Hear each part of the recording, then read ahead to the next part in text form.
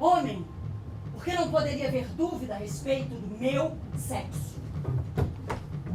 Embora a moda do tempo contribuísse para disfarçá-lo. Meu pai tinha cavalgado por campos de asfódelos e campos de pedras, campos regados por estranhos rios.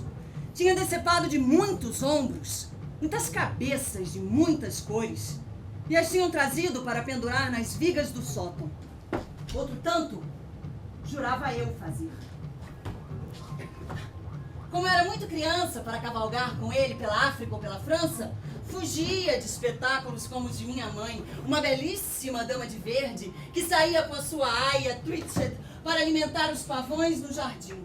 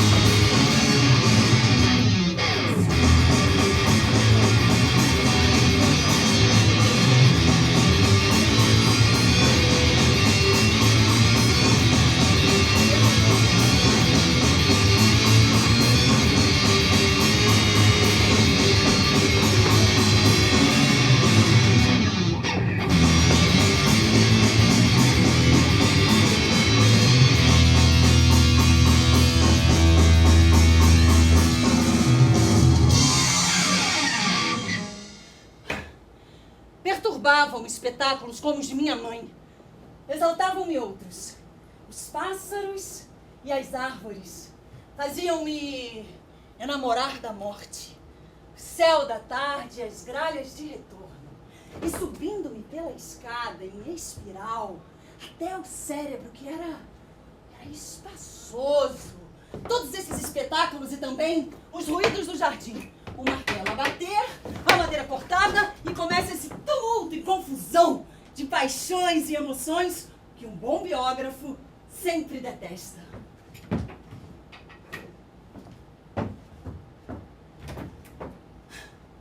Ethelbert, tragédia em 5 atos. Vício, crime, a miséria eram os personagens do meu drama.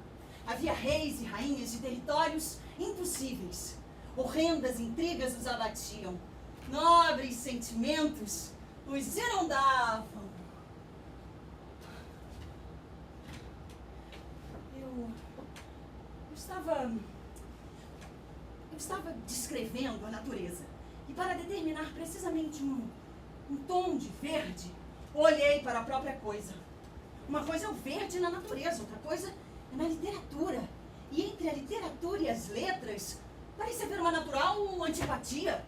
O tom de verde que eu agora via estragou minha rima, quebrou meu método. A natureza tem suas manhas.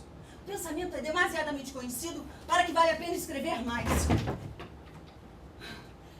Há talvez um certo parentesco entre as qualidades, de modo que esse meu desajeitamento acompanhava muitas vezes o amor à solidão. Eu gostava, naturalmente, de lugares solitários, de vastas perspectivas e de sentir-me para sempre, sempre, sempre sozinho. Estou só.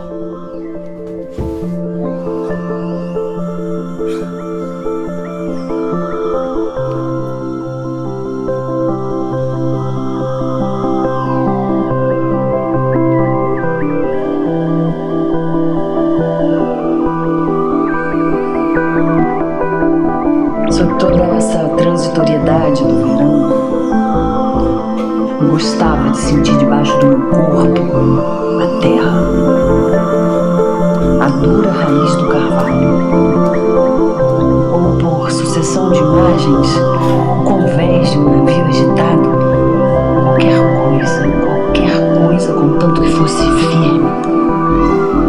Eu senti a necessidade de alguma coisa que eu pudesse amarrar o meu incerto coração. Coração que dava arrancos no peito, coração que parecia cheio de perfumadas e amorosas brisas. Amarrei-o ao carvalho.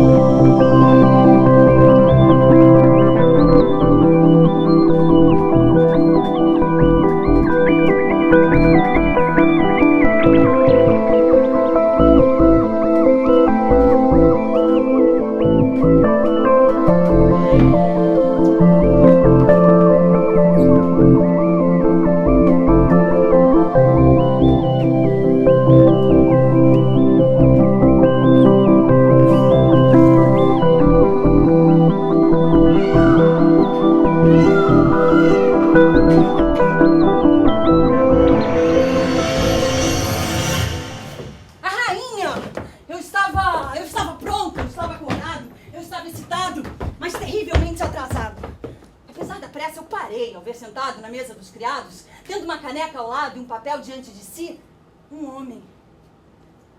Seria um poeta? Estaria escrevendo versos? Diga-me, eu queria pedir-lhe todas as coisas do mundo inteiro, porque as minhas ideias acerca dos poetas e da poesia eram as mais absurdas e extravagantes. Como, porém, falar com um homem que não nos vê? Ali parado, enquanto o homem rodava a pena entre os dedos, contemplava, meditava. Em seguida, muito rapidamente, escreveu meia dúzia de linhas e levantou os olhos. Entretanto, vencido pela timidez, retirei-me, a ponto de chegar à sala de banquetes e oferecer à grande rainha uma escudela com água e rosas. Tal era a minha timidez que dela não vi mais que a mão cheia de anéis. Mas bastava. Era uma mão memorável. Mão que bastava levantar-se para fazer cair uma cabeça. Aqui, disse-me ela, vendo-me avançar pelo longo corredor em sua direção. Vem, meu inocente. Vem. Havia em mim uma certa serenidade que parecia inocência, embora tecnicamente a palavra não fosse mais aplicável. Vem, meu inocente. Vem. A velha estava apaixonada. No entanto, um dia ela viu através do espelho, que sempre tinha perto de si, com medo dos espiões, pela porta que sempre deixava aberta, com medo dos assassinos, um moço beijando uma moça. Seria Orlando? Quem seria aquela descarada? Agarrou a espada de punho de ouro e deu uma violenta pancada no espelho. Depois disso, ficou magoada. E à medida que seus dias iam passando, suspirava muito sobre a falsidade dos homens. A culpa era minha, talvez. Mas apesar de tudo, quem poderia me censurar? A época era elisabetana. Sua moralidade não era nossa. As moças eram rosas e suas estações breves como as das flores. Deviam ser colhidas antes do anoitecer. Fiz apenas o que a natureza me ordenou. Eu era jovem, eu era rico, eu era belo.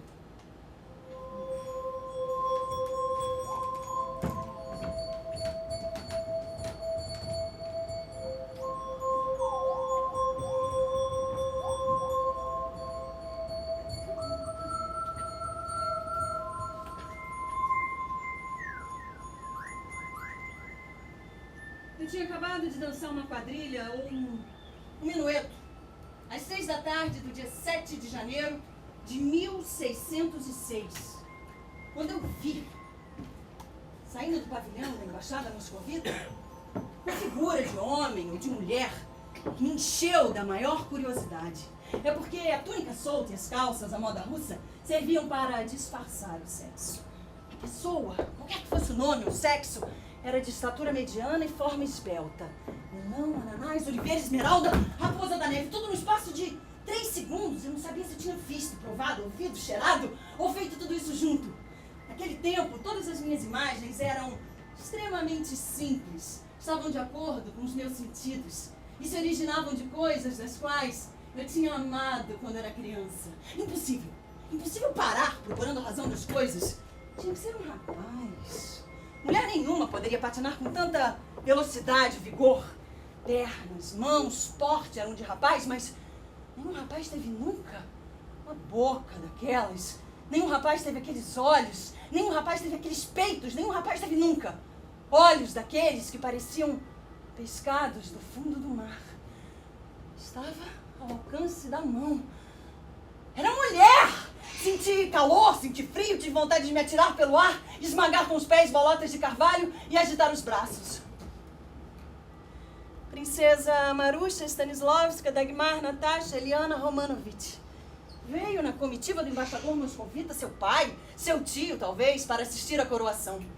A quem eu havia amado até ali.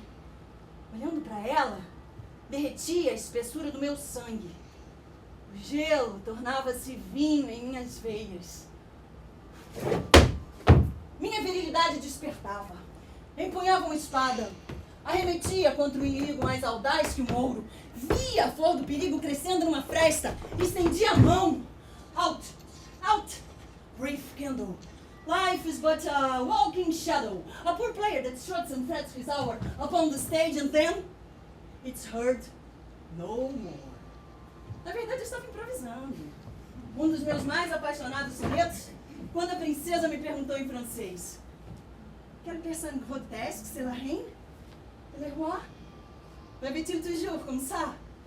Embora essas perguntas a princípio me desconcertassem, eram feitas com tanta malícia e graça que eu não podia deixar de rir. E vendo que ninguém mais entendia o idioma, respondi-lhe com uma liberdade igual à das suas perguntas. Assim começou entre nós uma intimidade que em pouco tempo se tornou escândalo na corte. Eu a tomava em meus braços e conhecia pela primeira vez os delírios do amor. Sasha, como uma raposa branca, russa, que eu tive quando criança. Criatura suave como a neve, mas que me mordeu tão ferozmente que meu pai mandou matar. Rindo-se da minha veemência, ela voltava outra vez aos meus braços, dando-me como prova de amor mais um abraço. Sasha, Sasha, Sasha, Sasha. Subitamente me arrebatava uma das minhas expressões melancólicas. Tirava meu rosto para baixo do gelo, olhava as águas geladas, pensava na morte. Por mais que eu rebuscasse o idioma, faltavam-me as palavras. Era preciso outra paisagem, outra língua. O inglês era claro demais, cândido demais, meloso demais para Sasha. Porque em tudo que ela dizia, embora parecesse sincera e voluptuosa, havia alguma coisa escondida. Em tudo que ela dizia, ainda que audaciosa, havia alguma coisa escondida. Me arrebatava uma agonia, uma ira. Ela não sabia como acalmar. Talvez as minhas cóleras lhe causassem prazer. Patinando naquele dia mais longe do que de costume, alcançamos aquela parte do rio onde o navio dos embaixadores haviam ancorado. Entre eles, encontrava-se o barco da embaixada moscovita, com a sua negra águia de 2 cabeças, flutuando no mastro principal. Sasha havia deixado algumas roupas suas a bordo e, supondo o barco vazio, subiu para buscá-las. Ela estava decidida a viver na Rússia. Tudo isso, mais que isso, eu seria capaz de fazer por ela. Quanto ao meu casamento com Lady Margaret, embora marcado para dali a 8 dias, era uma coisa tão visivelmente absurda que nem pensava nisso. Fugiria com Sasha para a Rússia. Zarparíamos na primeira noite escura.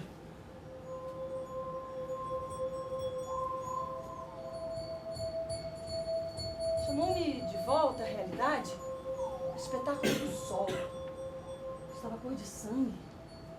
Descia rapidamente, assaltado por esses obscuros presságios, eu vi Sasha sentada nos joelhos de um marinheiro e ainda os vi abraçarem-se antes que a luz desaparecesse na nuvem rubra da minha cólera. Soltei tal uivo de angústia que todo o navio reboou. Sasha atirou-se entre nós. Caso contrário, o marinheiro teria sido morto antes de poder puxar o sabre. Não teria explodido a vela. Não teria movido a sombra. A caixa era pesada, disse Sasha. O homem estava ajudando a removê-la. Eu acreditava por um minuto, mas logo me indignava com violência. Sasha empalideceu. Bateu o pé. Disse que queria fugir naquela noite. Invocou seus deuses para que afulminassem se ela, uma Romanovitch, tivesse estado nos braços de um marinheiro vulgar. Num transporte de paixão, atraí Sasha e sussurrei-lhe ao ouvido. Jour de ma vie. Jour de ma vie. Era a senha. Tudo preparado para a nossa fuga. À meia-noite. Os cavalos esperam. Meia-noite.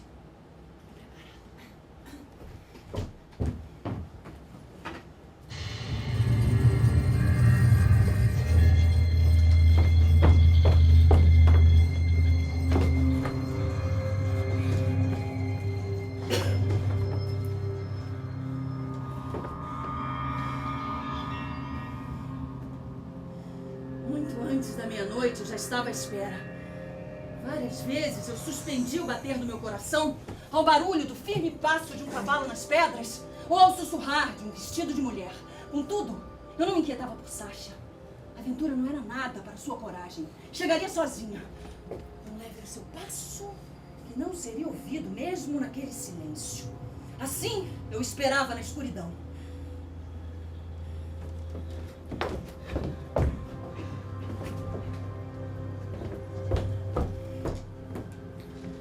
De repente, bateu a primeira pancada da meia-noite. Implacável, bateu 4 vezes mais. Com a superstição de um amante, estabeleci que ela chegaria ao soar da 6ª pancada. Mas a 6ª pancada soou, e soaram a 7ª e a 8ª. Quando soou a 12ª, eu vi que a minha sentença estava selada e inútil. Inútil que a minha parte de razão raciocinasse. Podia estar atrasada, podia estar detida, podia ter errado o caminho, podia... Meu coração sabia a verdade. Foi picado por uma multidão de víboras, cada qual mais venenosa. Jour de ma vie, jour de ma vie. Algum cego instinto deve ter milhado pela margem do rio em direção ao mar. Ou então, os meus olhos deram com o mais extraordinário espetáculo. Aquilo que por mais de 3 meses tinha sido sólido gelo, era agora uma torrente de turbulentas águas amarelas. Aterrado, atônito, não pude fazer nada durante algum tempo.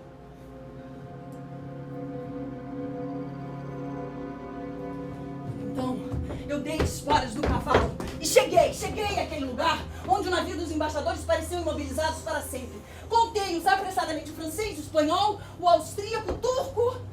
Mas o navio da embaixada moscovita não se encontrava em parte alguma. Por um momento, pensei que tivesse afundado.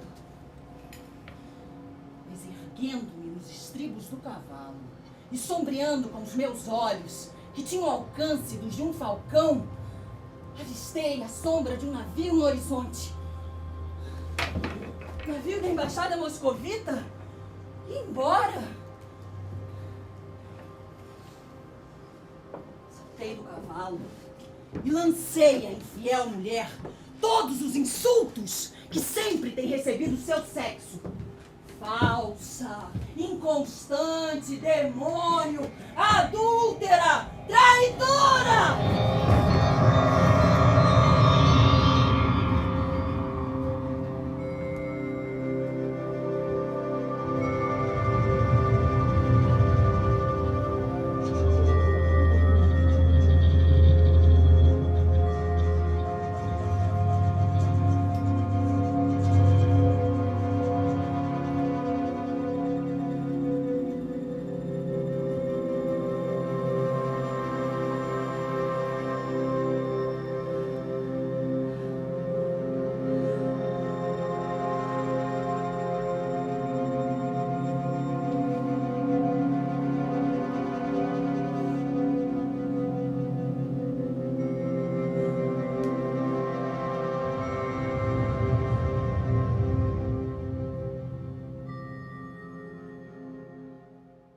que natureza são os sonos assim? Serão medidas reparadoras? Transes nos quais os acontecimentos que parecem capazes de invalidar a vida para sempre são roçados por uma asa sombria que lhes alisa a aspereza e os doura com brilho e incandescência? Terá o dedo da morte que pousar de quando em quando no tumulto da vida para evitar que ele nos despedace? Tal será a nossa condição que devemos receber a morte em pequenas doses diariamente para podermos prosseguir na empresa da vida?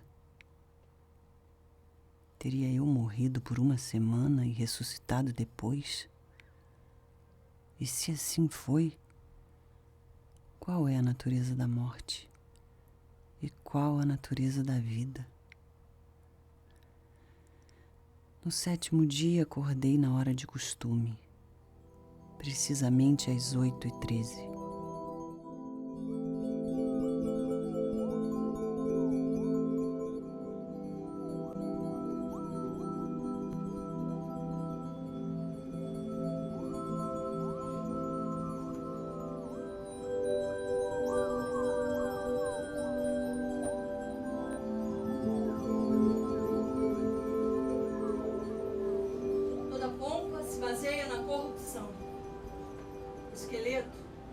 Jaz por baixo da carne. Nós, os que dançamos e cantamos em cima, seremos os que dançarão e cantarão embaixo. O olho, outrora tão lustroso, deixa-o brilhar. Essa mão, de quem seria essa mão? Teria incitado cavalos de guerra? Teria a bondade de não passar o sal, por gentileza. Ai, quem é aquela figura grotesca? É mesmo a rainha? E o rei baba sempre assim. Me leva daqui. Eu detesto a sua corja.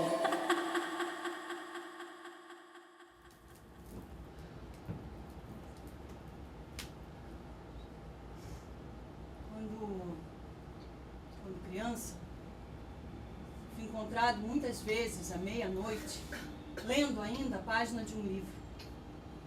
Tiravam minha vela e eu criava vagalumes para que pudesse continuar a ler.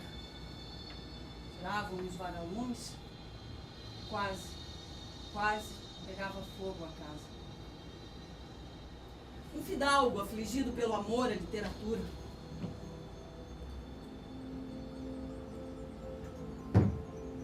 Eu deixasse os livros para os paralíticos e moribundos, me diziam, porque a doença de ler, uma vez que toma conta do organismo, enfraquece-o.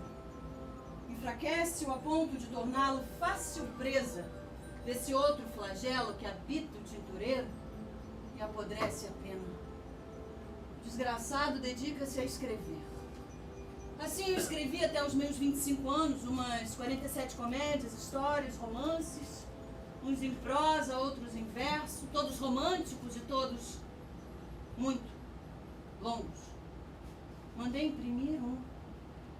Mas embora a vista dessa obra me causasse imensa alegria, nunca havia mostrado a ninguém, pois escrever e principalmente publicar, sabia-se que era para um fidalgo uma desgraça imperdoável.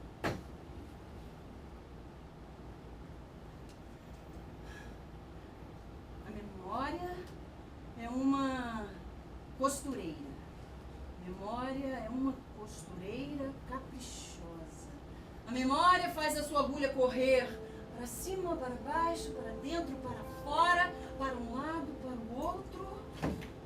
Que rosto era esse? Apesar da pressa, eu parei ao ver sentado na mesa dos criados, tendo uma caneca ao lado e um papel diante de si. Um poeta. Aposto. De todo esse matar e acampar, caçar, cavalgar, comer, que restava um dedo, um crânio. A glória de um homem que escreveu um livro e o publicou superava todas as glórias de sangue e posição. Orgulhava-me de que sempre me tivessem chamado de literato e escarnecessem do meu amor aos livros e à solidão. De pé, na solidão do meu quarto, proclamei: juro que serei o primeiro poeta da minha estirpe e darei brilho imortal ao meu nome.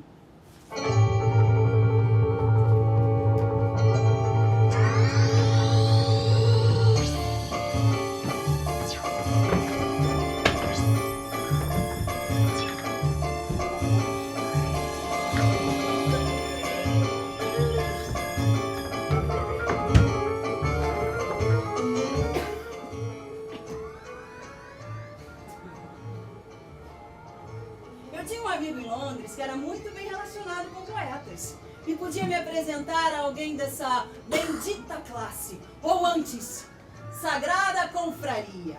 Nick Green, poeta famoso naquele tempo, estava agora aqui em minha casa, modestamente vestido e com uma maleta na mão. Eu fiquei um pouco desapontado. O poeta não ia além da estatura mediana, tinha uma figura magra, mesquinha e um pouco curvada.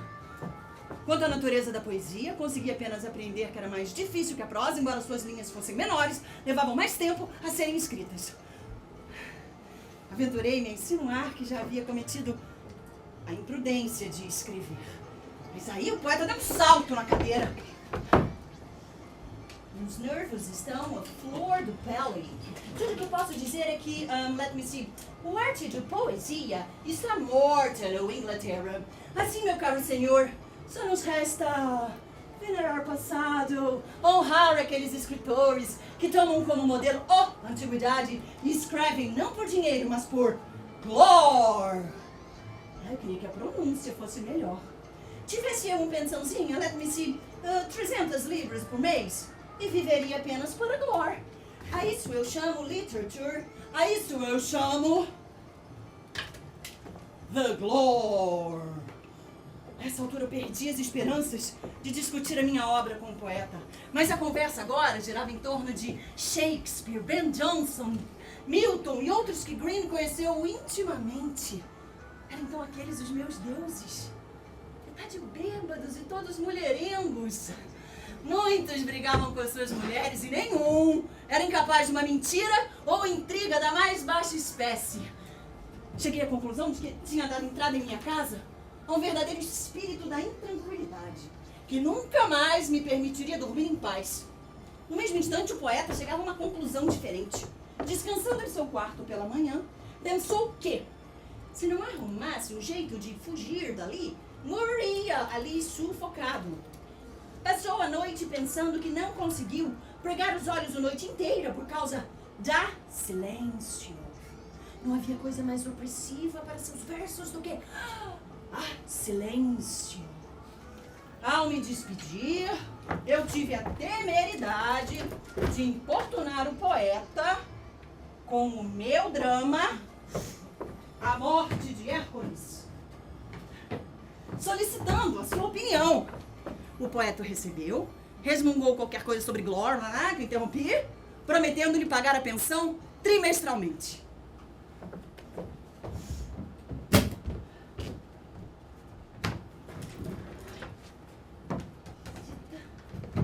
Um nobre no campo, um fidalgo em sua casa.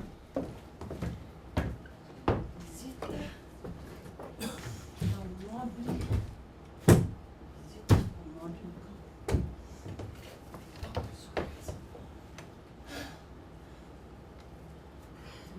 Visita a um nobre no campo com um fidalgo em sua casa. O novo poema de Nick Green devia ter um título mais ou menos assim. De tal modo escreveu para que não pudesse haver dúvidas de que eu era um jovem nobre ridicularizado. Os ditos e atos mais secretos, meus entusiasmos, minhas loucuras, aqui estavam ao vivo. Se alguma dúvida pudesse haver, Nick Green dissipava, intercalando, quase sem disfarce, com trechos da minha aristocrática tragédia A Morte de Hércules.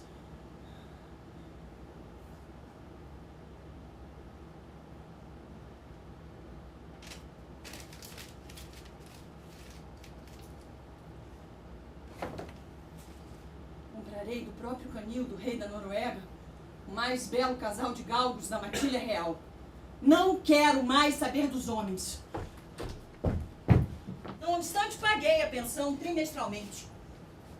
Assim, aos 30 anos, não só havia passado por todas as experiências que a vida oferece, como havia verificado a inutilidade de todas elas. Amor, ambição, mulheres, poetas, eram igualmente vãos. A literatura uma farsa. Queimei numa enorme fogueira 57 obras poéticas, conservando apenas o carvalho, que era muito curto, e meu sonho de adolescente. Nesse manuscrito, eu escrevi até muito além da meia-noite. Mas como eu apagava tanto quanto escrevia, no fim do ano o total de versos era bem menor do que no início. Era como se, à medida em que eu escrevesse, o poema fosse ficando inteiramente por escrever. Certo dia estava eu, acrescentando com muito esforço 1 ou 2 versos a O Carvalho, poema, quando avistei com o rabo do olho uma sombra. Pouco depois eu vi que não era uma sombra, mas a figura de uma dama altíssima. Como poderia ter chegado até ali? 3 dias depois, a mesma aparição se apresentou de novo. E na quarta-feira, ao meio-dia, ainda mais uma vez. Eu havia decidido segui-la. Mas ela não parecia ter medo de ser encontrada, pois diminuiu os passos à medida em que me aproximei. Arquiduquesa Harriet Griselda de Finster, Arnhorn, Scandup. Bum, bum, bum. Ouvi súbita e inexplicavelmente um longínquo bater de asas do amor. E o som se aproximou. Eu estava pronto para levantar as mãos e deixar que o pássaro da beleza pousasse em meus ombros quando, horror, plantou-se em meus ombros a mais pesada e repugnante das aves, que é o abutre. Porque o amor tem 2 faces, uma branca e a outra negra. E Harriet Griselda de Finster, Arnhorn, Scandup, bum, bum, bum, era o abutre da luxúria, não o amor. Persuadido de que deveria acabar com aquilo imediatamente, fiz do que qualquer outro jovem teria feito em meu lugar. Pedi ao rei Carlos que me enviasse como embaixador extraordinário para Constantinopla.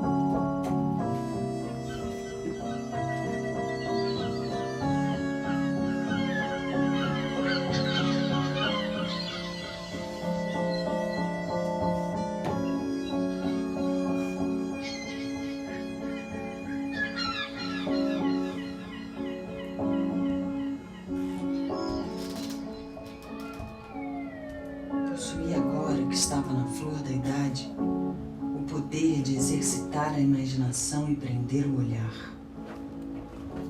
Esse poder é misterioso. Feitiçaria.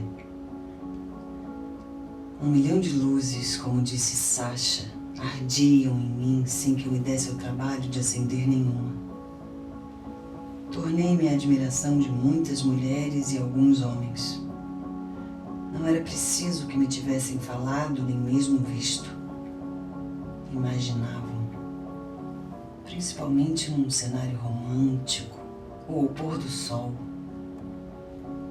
E como continuei a cumprir com minhas obrigações tão incansavelmente, o rei Carlos manifestou a intenção de elevar-me ao mais alto posto do Pariato. Subiram foguetes e elevou-se a multidão num grande clamor que retribuí pronunciando algumas palavras de agradecimento em língua turca. Quando o áureo círculo de folhas de morango foi colocado em minha fronte, disparou-se o primeiro tiro de uma terrível e sangrenta insurreição. Os turcos se levantaram contra o sultão, deitaram fogo na cidade, condenando todos os estrangeiros à degolação ou à bastonada. Os insurretos invadiram meu quarto, mas vendo-me esticado e com a aparência de um morto, não me tocaram. E agora, baixa de novo a obscuridade. Oxalá eu pudesse poupá-los do que vai acontecer e lhes dizer em poucas palavras: morri e fui enterrado. Mas aqui, a verdade, a franqueza e a honestidade, deusas que vigiam o dia inteiro dos biógrafos gritam não! E exigem em uníssono a verdade e somente a verdade.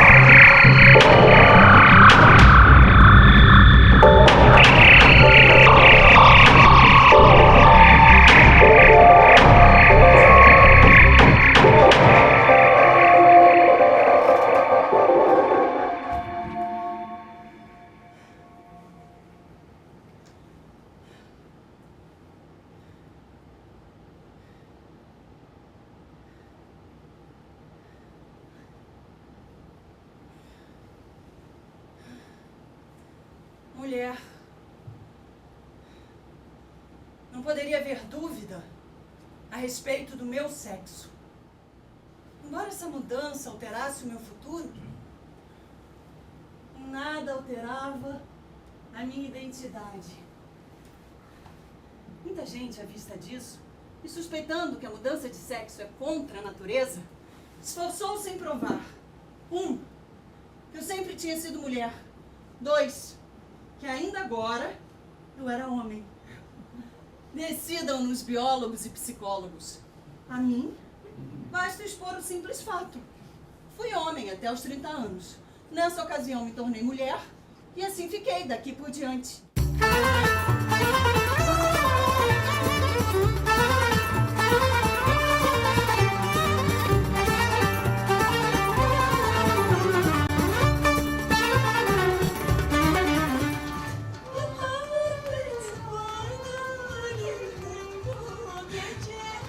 À sombra de uma gigantesca figueira, me esperava um cigano velho num burro, monteio de um salto.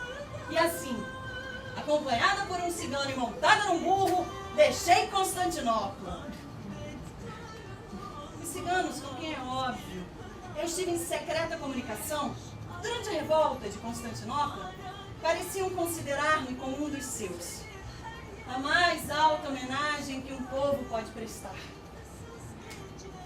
Uma tarde, olhando o pôr do sol arder nos montes da Tessália, eu disse: que bom para comer. Os ciganos não possuem expressão para belo. Essa é a mais aproximada. Bom para comer, bom para comer. Todos os jovens explodiram em gargalhadas, mas os velhos ficaram desconfiados. É curioso que as criaturas humanas, mesmo dispondo de tão imperfeitos meios de comunicação prefiram suportar o ridículo e a incompreensão a guardar só para si qualquer experiência. A princípio eu tentei explicar, dizendo que provinha de uma antiga e civilizada raça, que nasci numa casa que tinha 365 dormitórios e era propriedade da minha família havia 300, 400 anos. Os Tu e os outros ciganos achavam que uma ascendência como a minha era a mais modesta possível. A deles remontava a uns 2.000, 3.000 anos. Do ponto de vista de um cigano, um duque não passava de um ladrão, de um aproveitador. Alguém que não conseguia pensar em nada melhor do que construir 365 dormitórios, quando um seria perfeito e nenhum melhor ainda.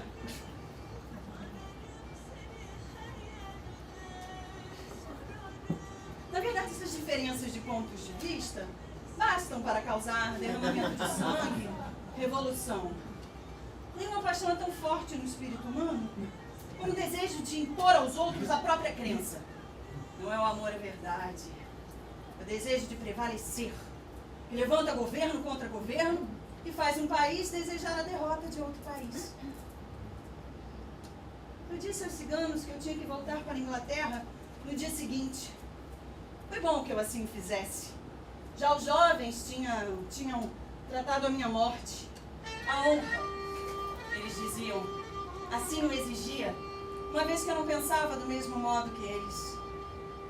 Separando-me de uma pérola do meu colar, paguei a passagem de volta. Sobraram-me ainda algumas notas. Gostaria de tê-las oferecido de presente aos ciganos, mas sabia que desprezavam o dinheiro e tive que me contentar com abraços, que de minha parte eram sinceros.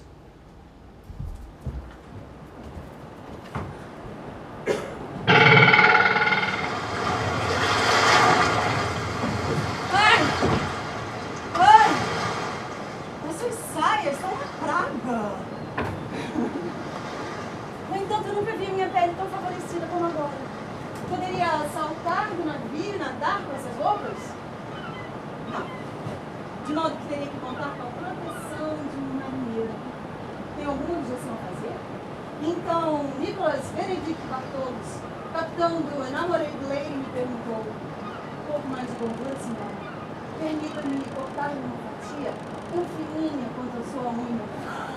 Ai! Essas palavras percorreram um delicioso tremor.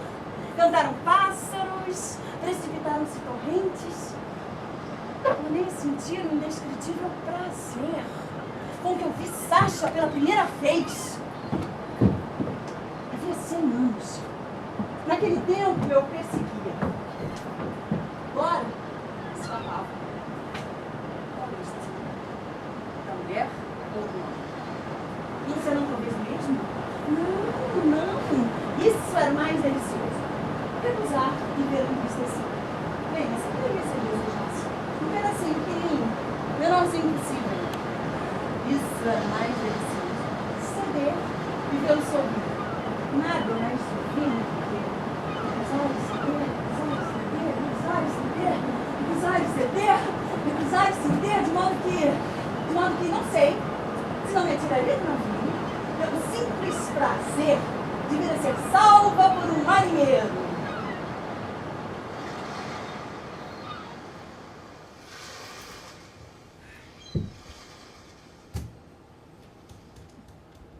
Senhor, se uso saias, se não posso nadar, o que hei de fazer?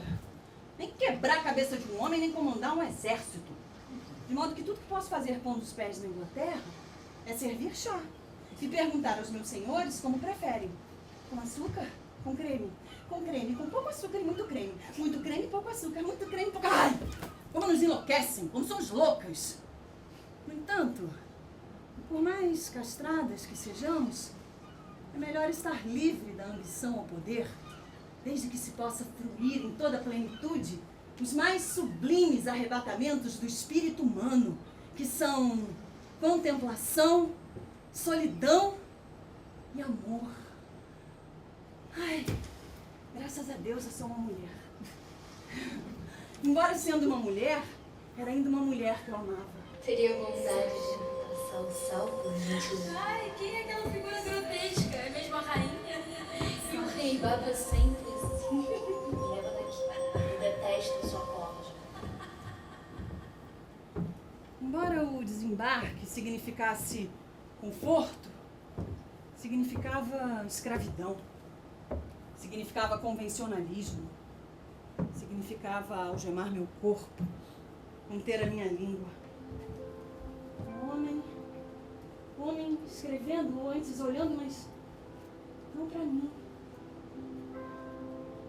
Glória da poesia e os grandes versos de Shakespeare, Marlowe, Ben Jonson, Milton começaram a reverberar.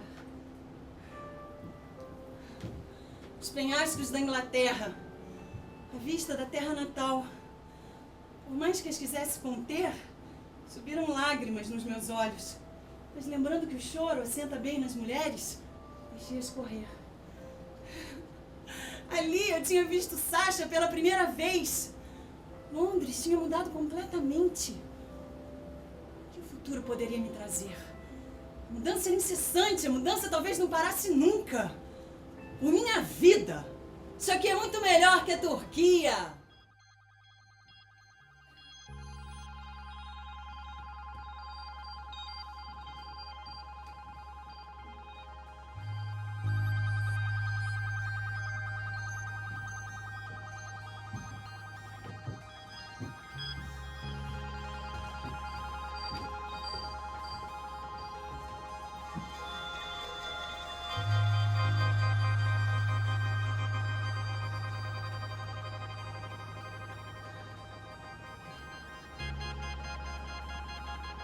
Carvalho, poema.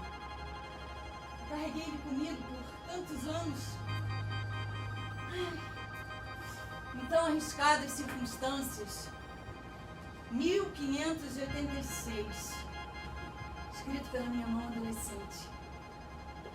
Estive trabalhando nesse poema cerca de 200 anos. Eu tinha construído aqui, pelo menos tentado. Depois do meu encontro com o poeta Nick Green, um espírito capaz de resistência. Escreverei o que gostar de escrever. Assim eu estava escrevendo uma frase, ora nos abismos do desespero, ora nos cimos do êxtase, quando uma sombra escureceu a página. Arquiduquesa Harriet Griselda de Finstern, Horn, Scanda, Bum Bum Bum. Era então essa mulher que havia me expulsado da Inglaterra? O diabo carrega as mulheres, nunca deixa uma criatura em paz. Quando eu me virei para cumprimentar a arquiduquesa, encontrei em seu lugar um cavalheiro alto de negro. Ai, que susto! Gentil criatura, perdoe-me por este engano. A arquiduquesa, que daqui para frente deve ser conhecida como Arquiduque, me contou a sua história. Que era homem, sempre o havia sido homem, que viu um retrato meu, se namorou desesperadamente e, para atingir os seus fins, se vestiu de mulher. Se isso é amor, há no amor alguma coisa profundamente ridícula. Caindo de joelhos, o arquiduque me fez a mais apaixonada das declarações. Fiquei escandalizada. Ele disse então que me deixava, mas que voltaria no dia seguinte a fim de saber a minha resposta. Era terça-feira. Veio na quarta, veio na quinta, veio na sexta e veio no sábado. Quando o arquiduque inclinou a sua orgulhosa cabeça para beijar a minha mão, lhe atirei entre a pele e a camisa um sapo. Um sapinho. Sapos e risadas. O arquiduque corou. Eu ri. O arquiduque praguejou. Eu ri. O arquiduque bateu a porta. Ai, que o céu seja louvado, estou só. Senti cada vez mais longe de mim um arquiduque. Isso não importava. Um título. Isso não me importava. Uma fortuna. Isso não me importava. Mas a vida que se afastava, e um amor. A vida e um amor. A vida e um amor. Negócios urgentes me chamam a Londres.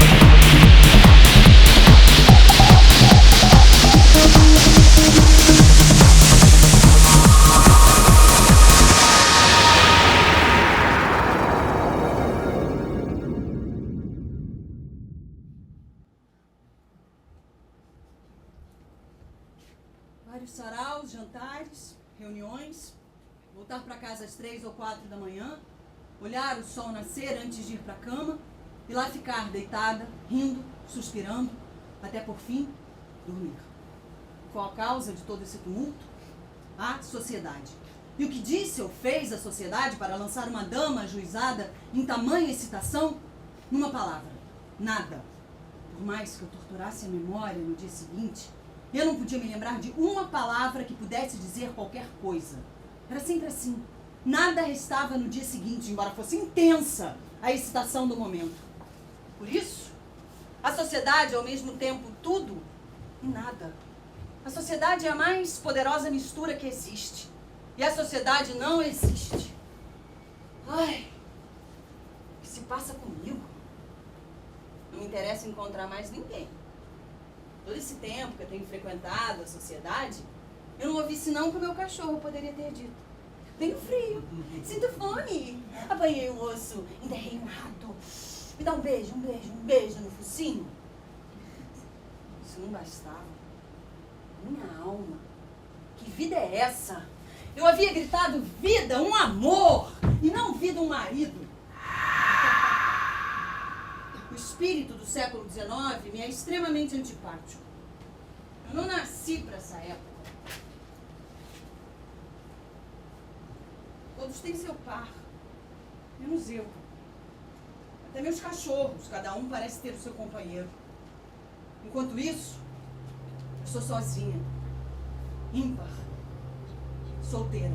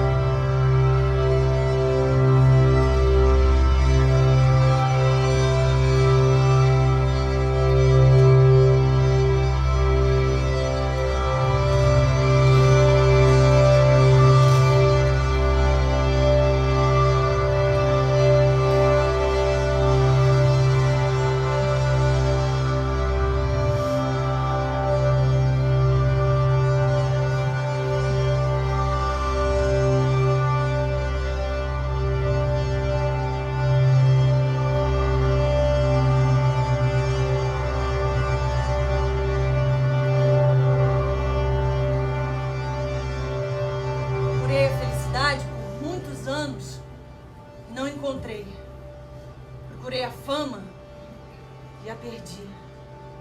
O amor. Eu não conheci. A vida. E eis que a morte é melhor. Conheci muitos homens, muitas mulheres. Não entendi nenhum. Aqui eu ficarei. Nature, nature, I am your bride. Save me. Save me.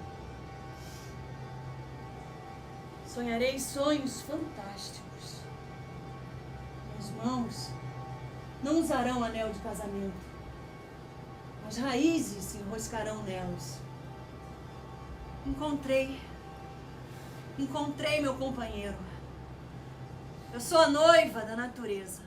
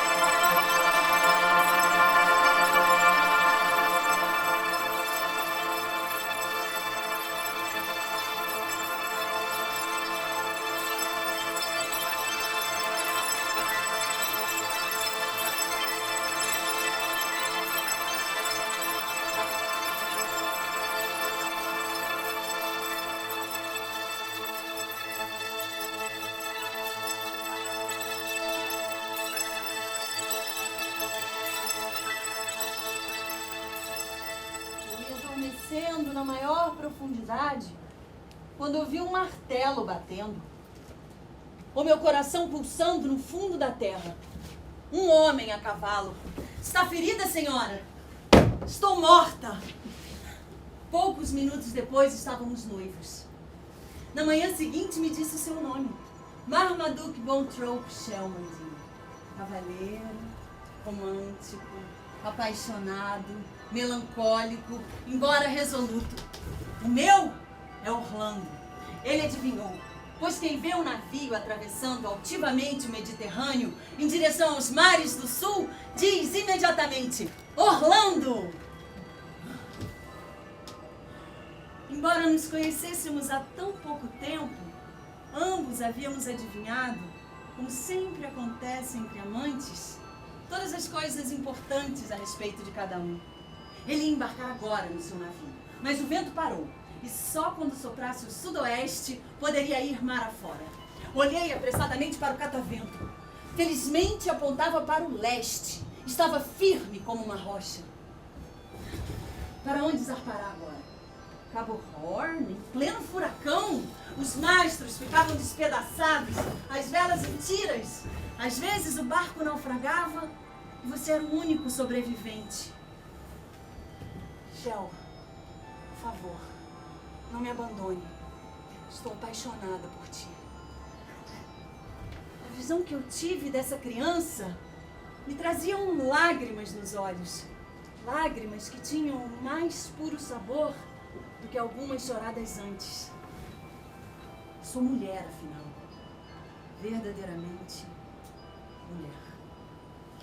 Fala-me, mar, do Cabo Horn. E quando eu chamava pela primeira sílaba do primeiro nome, isso deveria significar que eu estava sonhadora, amorosa, submissa e um pouco lânguida. Fala-me, mar, do Cabo Horn. Então Shelmardine explicava. Aqui é o norte. Aqui é o sul.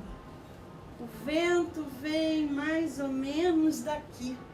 Acabamos de arriar a vela de Mezena. Onde estão o compasso e o mapa, contramestre? Aqui.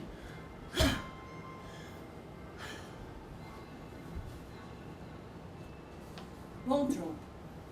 Vamos embora.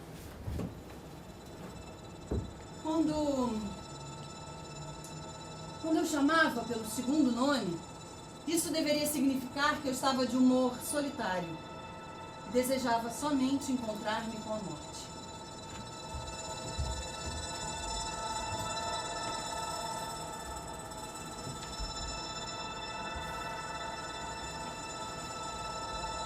Depois de alguns segundos, um pássaro gritou: Shelmardine, os açafrões de outono. 8 ou 9 dias havíamos passado dessa forma, quando no 10º, uma folha que começou a cair vagarosamente do alto de uma árvore bateu com violência no meu pé.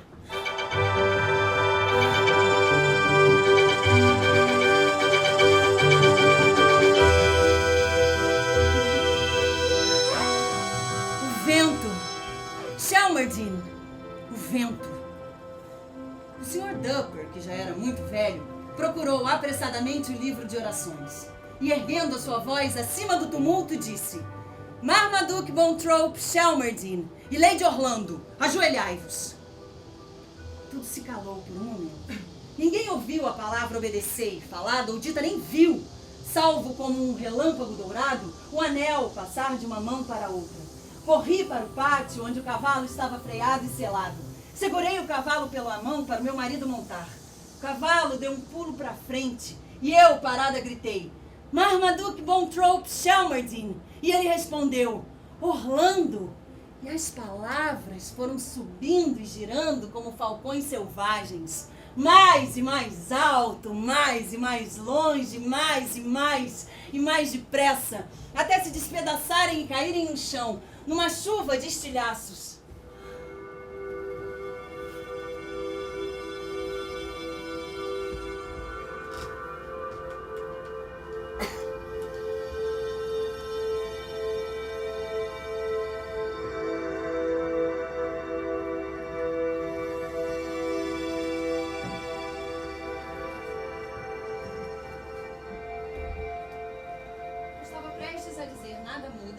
Quando no intervalo de 3 segundos e meio tudo mudou.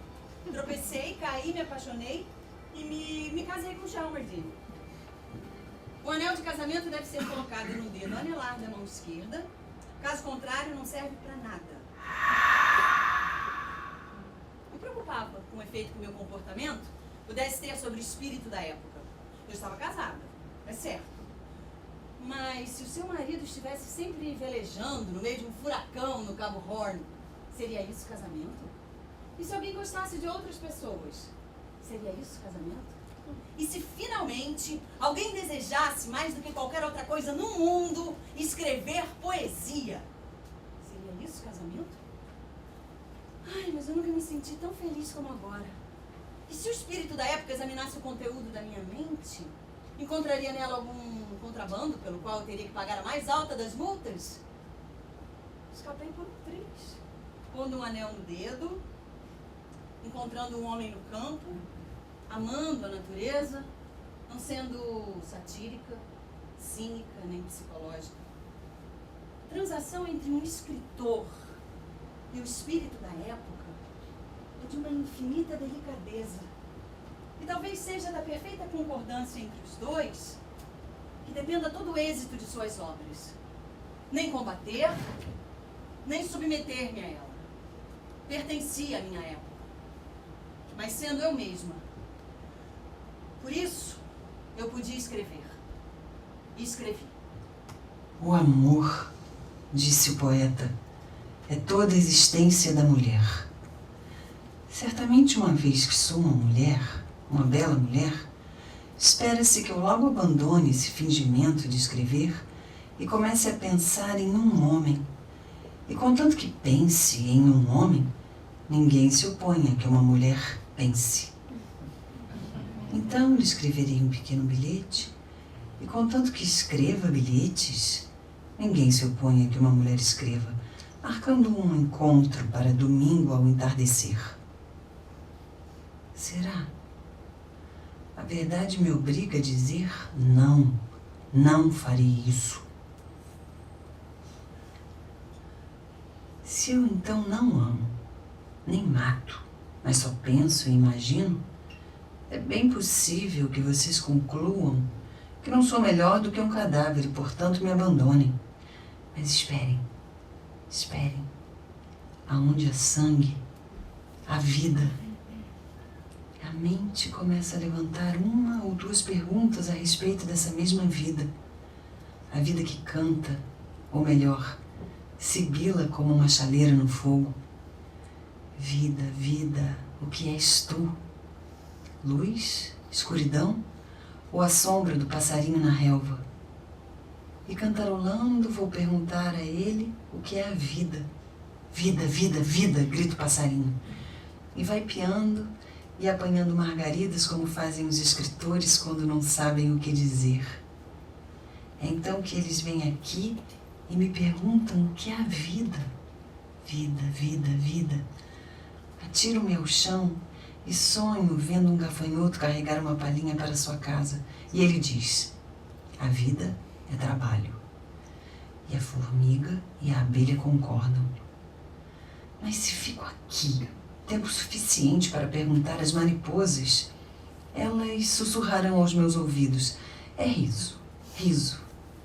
Tendo então perguntado ao homem, ao pássaro e aos insetos, porque os peixes nunca falam e talvez nem saibam o que é a vida. Tendo então perguntado a todos e não tendo conseguido ficar mais sábia, apenas mais velha e mais fria, pois não tinha implorado o dom de aprisionar num livro uma coisa tão difícil, tão rara, que se pudesse julgar ser o sentido da vida, devo voltar atrás e dizer a vocês que esperam por ouvir o que é a vida: meu Deus, eu não sei. Pronto.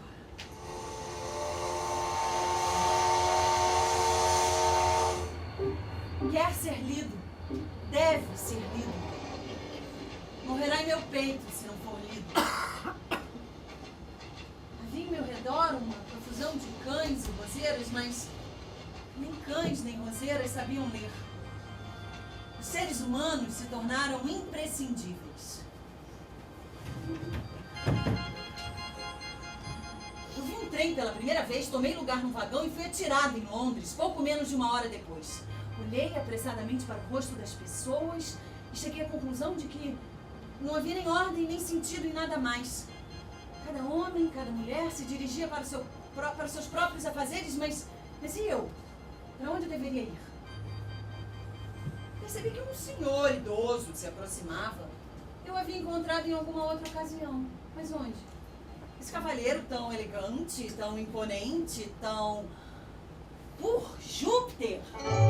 Nick Green!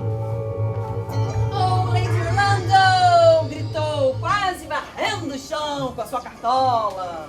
Sir Nicholas! Um violento tumulto de emoção dominou-me ao encontrar o homem que me havia causado tanto desgosto. Ah, meu querida senhora, os grandes dias do literature acabaram. Só nos resta venerar passado, honrar aqueles escritores que tomam como modelo a antiguidade, escrevendo por dinheiro, mas glória!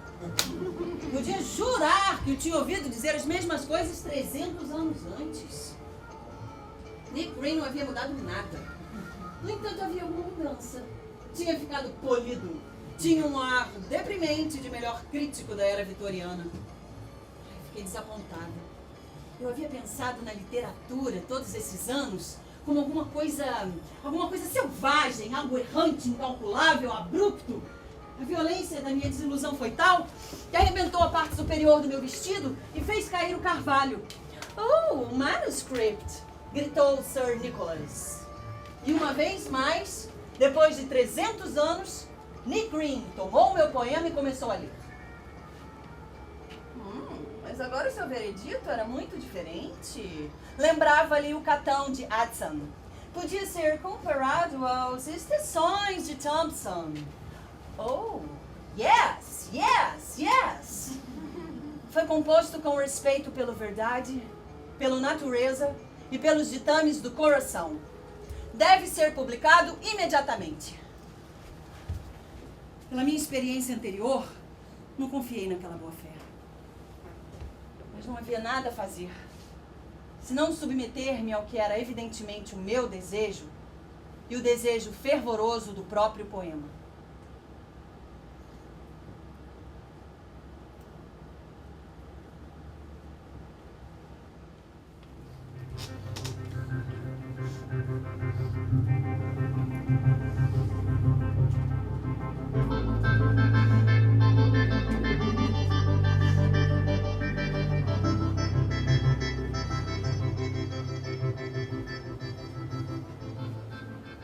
Casada.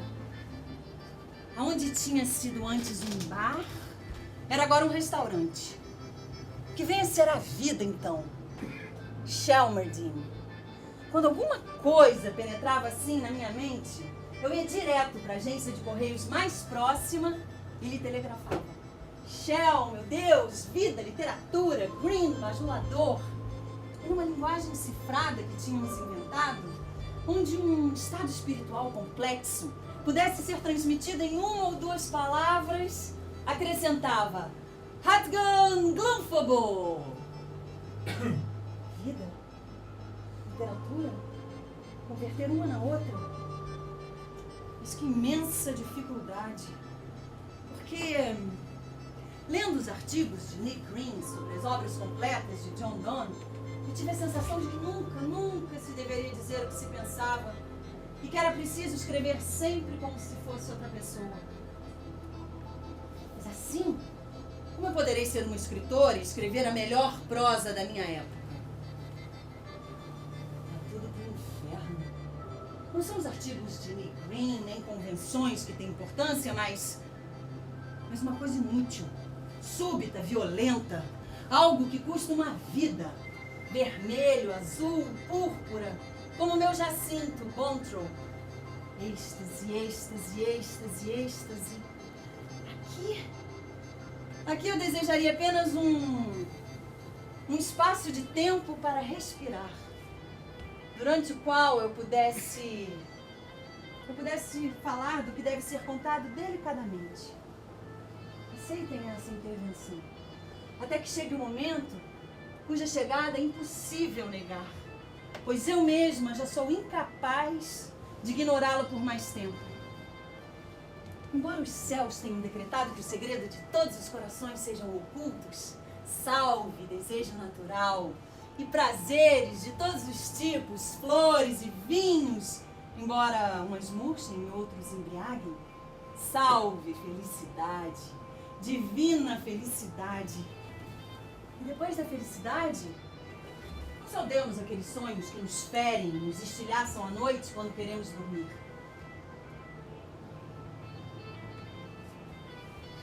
Mas esperem.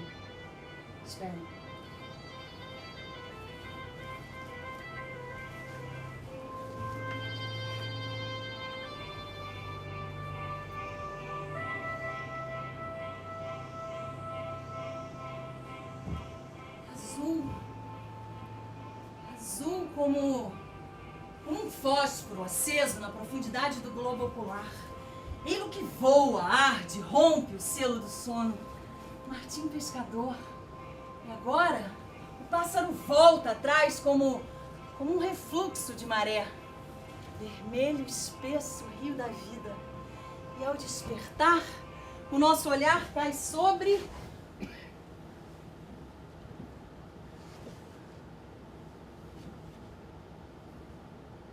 É um lindo menino, disse a parteira, colocando em meus braços o meu primogênito. Nada mais da mesma espécie está para acontecer hoje, que já não é de modo algum o mesmo dia.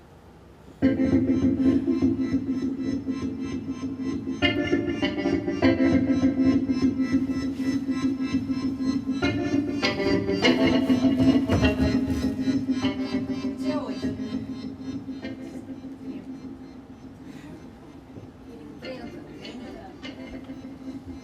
30 de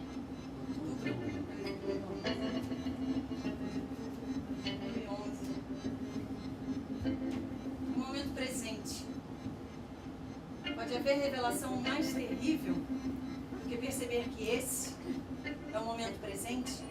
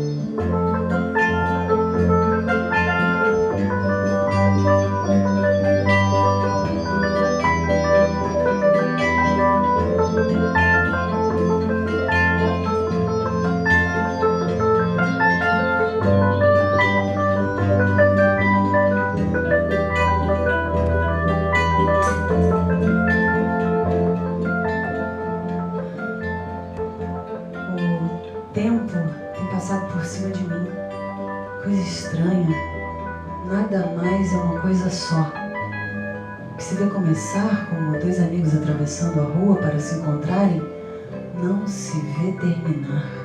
Observo tudo, mas visão alguma penetra na minha mente, enquanto atravesso a estreita prancha do presente.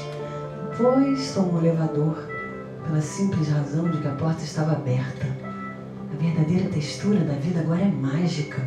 No século XVIII se sabia exatamente como cada coisa era feita, mas aqui vou eu, voando pelo ar. Vejo homens voando e mal posso entender como é feito tudo isso. Será que de fato existo no momento presente? Pois se há 76 tempos, todos pulsando simultaneamente na minha cabeça, quantas pessoas não haverão num tempo ou no outro? O espírito humano. Alguns dizem 2052, de modo que é a coisa mais natural do mundo uma pessoa chamar pelo próprio nome, querendo com isso dizer: Orlando, vem, vem. Estou mortalmente cansado desse eu. Preciso de outro. Assim, me chamei, Orlando não veio, então tudo bem. Tentarei outro. Eu posso chamar pelo menino que amarrou o coração ao carvalho, pelo menino que viu o poeta, o menino que ofereceu à rainha uma tigela com água e rosas.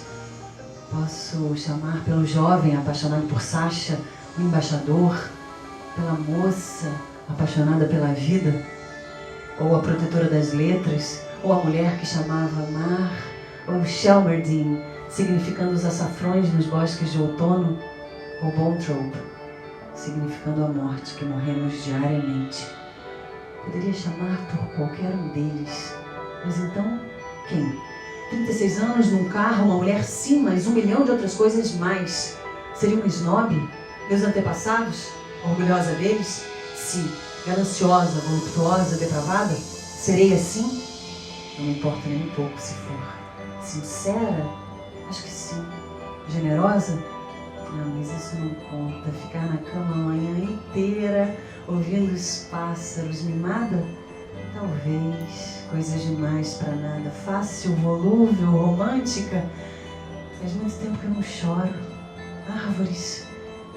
Eu amo as árvores que crescem há milhares de anos. E os cães. E a noite. As pessoas, não sei, faladoras, maliciosas, sempre contando mentiras. Gosto de camponeses, entendo de colheitas. Mas fama, 7 edições de O Carvalho, prêmio Bird That Counts, fotografia nos jornais, jantar encontro, jantar um poeta, um charlatão. Ele sentou-se à mesa, seria Shakespeare, seria assombrações desde criança.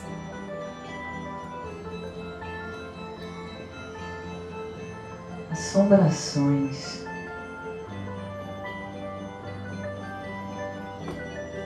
O Carvalho continua vivo e tornou-se maior do que quando eu conheci por volta de 1586.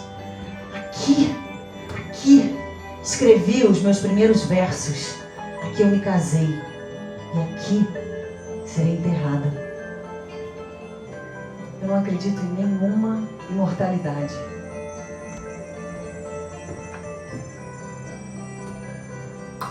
Eu, una, íntegra, superfície maior para o choque do tempo. Estimulada pelo momento presente, estou quase compreendendo. Enterro isso como a um tributo. Eu ia dizer, um retorno à terra do que pela terra me foi dado. Mas logo que se dizem as palavras, não parecem bobas. O que tem a ver o elogio e a fama com a poesia? O que tem a ver 7 edições com o valor do livro?